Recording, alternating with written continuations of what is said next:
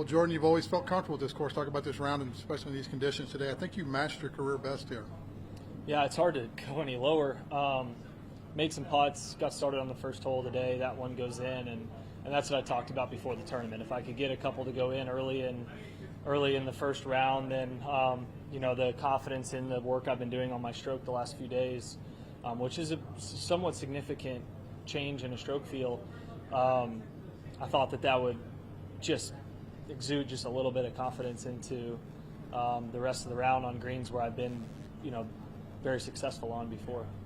How were the conditions out there? Obviously, you're used to the wind, but I mean, it's been wet out here. It's been. Talk about what you saw out there. I mean, I think the course drains really well for a flatter golf course. The fairways and greens seem to be up higher than the rough areas. So the rough areas are where you had more of the mud and more kind of the wet ground. But if you're in the fairways, it's still, it's not bouncing and rolling, but they're not sticking. I want to say I had mud on the ball in one hole, which is pretty incredible for the amount of rain the last couple of weeks. So I thought, coming out knowing it was going to be windy, I thought shooting somewhere around 4 under would have been a great round, and so I got a bonus few.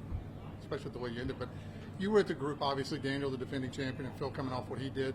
The dynamics of it today, talk about what you felt in the group. Phil, I know, had a difficult time a little bit, but Daniel played solid, and you had a great round. Talk about it a little bit. Yeah, it's always fun playing with Phil. I've very much enjoyed that, just watching him, but also talking with him. And then Boog's been a close friend of mine for 10 plus or 15 years now, and him having knowing how to navigate this golf course is always something you can maybe learn, that somebody who's won here you can learn a little bit from how they play it. He plays it very aggressively. I did the same today, and it was successful for both of us. Did you sense anything different with him today, just coming off last week? With Phil, yeah. Not really. Yeah. No, he's pretty much the same. He wanted to shoot as low as he could, and he was grinding, and he was upset when it wasn't going well, and kind of he was very similar. You wouldn't have known.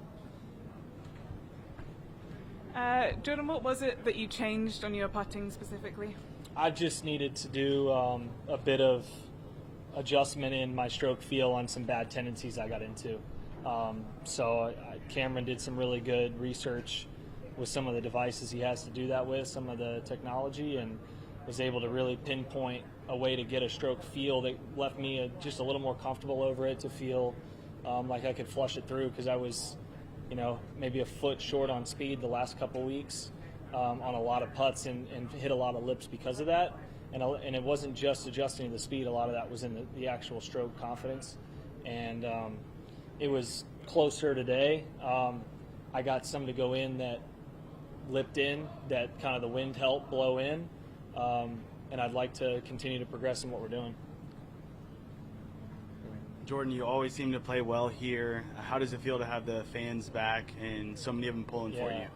Yeah, this was a special one last year, even without fans, just because it was our first one, and we had a three plus month layover or layoff, and with no fans.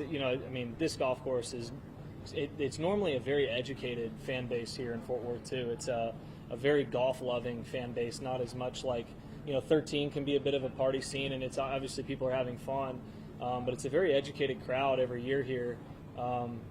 And to have them back and to have that hometown support obviously is fantastic for me. But then, being with Phil as well, he's always going to get that support everywhere he goes, his hometown support. So that combination was nice early in the morning today. I imagine it'll be pretty crowded and pretty loud tomorrow afternoon. Jordan, players take motivation in a lot of different ways.